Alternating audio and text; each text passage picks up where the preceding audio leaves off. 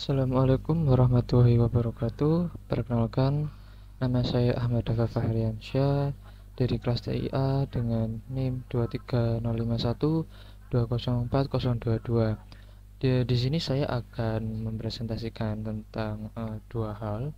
Yang pertama yaitu web server dan selanjutnya ada DNS server. Nah, kita akan ke web server terlebih dahulu.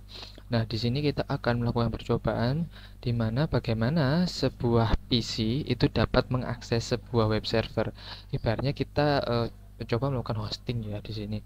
Nah, di sini kita menggunakan desain dari video sebelumnya. Di sini saya sudah mengubah. Di sini awalnya server 2, jadi saya ubah jadi web server. Kalian klik aja di bagian sini, kemudian masuk ke HTTP. Setelah itu di HTTP dan HTTPS-nya di on kan, pastikan. Kemudian kita ke edit. Nah, untuk ininya kalian sesuaiin aja atau enggak. Di sini saya akan copy yang ada dalam di dalam sini. Sepertinya hampir sama, cuma bisa diperhatikan kembali untuk settingannya. Jadi di sini tuh kita nanti akan mencoba melakukan hosting, apakah berhasil gitu ya. Nah, ini kita save saja, kemudian kita masuk ke sini lagi. Kemudian untuk cara selanjutnya kita ke PC1, kita ke desktop, kita ke web server.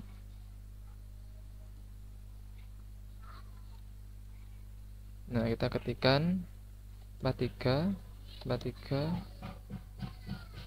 43 1 dan nah, ini muncul. Nah, hanya dengan seperti ini kita sudah melakukan yang namanya web server, di mana saat kita melakukan hosting otomatis dari webnya itu atau dari servernya itu akan mempop up lah apa yang ada di dalam IP tersebut. Namun kalau kita lihat di sini, gak mungkin saat kita melakukan search di contoh di Google lah, itu nggak mungkin lah kita ketikkan IP seperti ini, itu hal yang mustahil. Maka dari itu akan ada yang namanya DNS. Oke, jadi di sini web server sudah selesai. Kita akan masuk ke DNS. Baik, selanjutnya di sini saya akan melanjutkan di bagian DNS server. Seperti yang saya bilang di awal tadi, tidak mungkin saat kita melakukan pencarian di Google itu kita akan mengetikkan sebuah IP. Nah, maka dari itu kita akan merubah dari segi search-nya ya. Jadi di sini kita tadinya server satu, di sini saya ubah jadi DNS server namanya. Kalian klik, kemudian masuk ke config, maaf, masuk ke service, pilih ke DNS. Nah, di sini kalian untuk DNS ya kalian pilih, kalian aktifkan on. Namanya di sini saya akan menggunakan nama jarcom.com.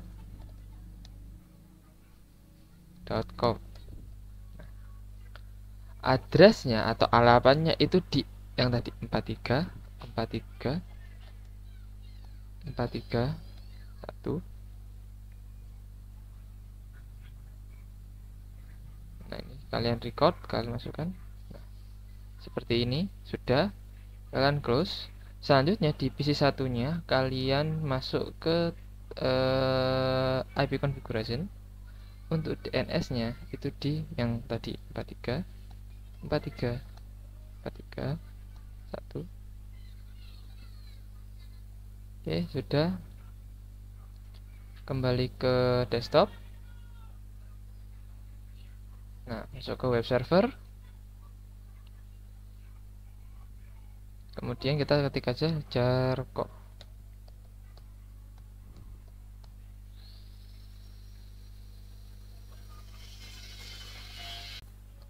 Oke, baik. Tadi mungkin ada sedikit kesalahan ya di sini, untuk I1 sini itu bukan 43 ya, tapi di 331. Jadi ini kita ubah 33 33 33 1.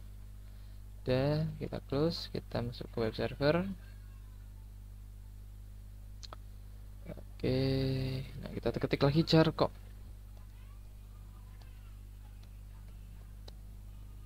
Go.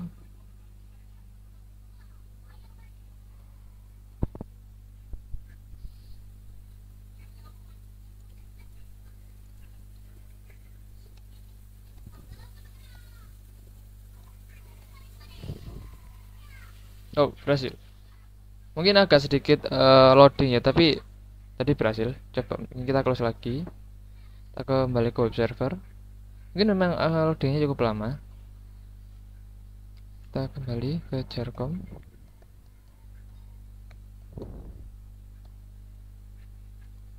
Nah, muncul. Nah, namun dalam beberapa segi atau ada beberapa hal, ada beberapa penamaan yang lain. Itu seperti penggunaan www dan yang lain-lain. Nah, itu kita bisa merubahnya tanpa mengubah penamaan yang sebelumnya. Jadi kita close dulu. Masuk ke DNS server, masuk ke DNS. Setelah itu kita ketik aja di sini ada www.jarkom.com. Nah, di sini untuk addressnya kalian ketik aja jarkom.com. Nah, nanti dia bakal ngeping secara otomatis. Nah, jarkom.com. Terus untuk type-nya change name di sini. Oh, sorry. Nah, change name. Oh ya. Tadi mohon maaf. Dari nama, setelah itu dilanjut ke tipenya bukan e-record tapi ke change name.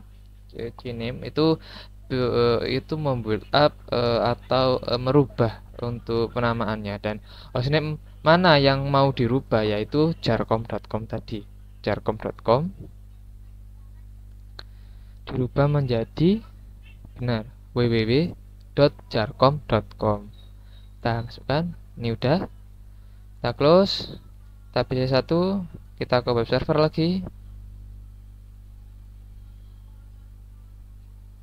Kita ketikkan www.jarkom.com and go. Nah, berhasil. Nah, dengan tadi dua hal tadi di bagian DNS, yang paling penting itu adalah di bagian e-record, yang dimana tadi kita membuat rekaman atau melampirkan atau menyimpan dari IP servernya agar dirubah menjadi sesuai dengan kita inginkan. Namun kita dapat membaca kembali atau mengubah nama URL-nya itu menggunakan yang tadinya cname untuk mengubahnya sesuai dengan variabel yang lebih sesuai dengan di dunia informasi. Oke, tadi itu adalah sedikit praktikum terkait web server dan DNS server. Itu adalah dua hal yang cukup mudah. Bisa teman-teman coba di rumah. Silakan jika ada pertanyaan bisa tuliskan di kolom komentar. Dan itu aja dari video saya pada kali ini. Sekian yang dapat saya sampaikan. Wassalamualaikum warahmatullahi wabarakatuh.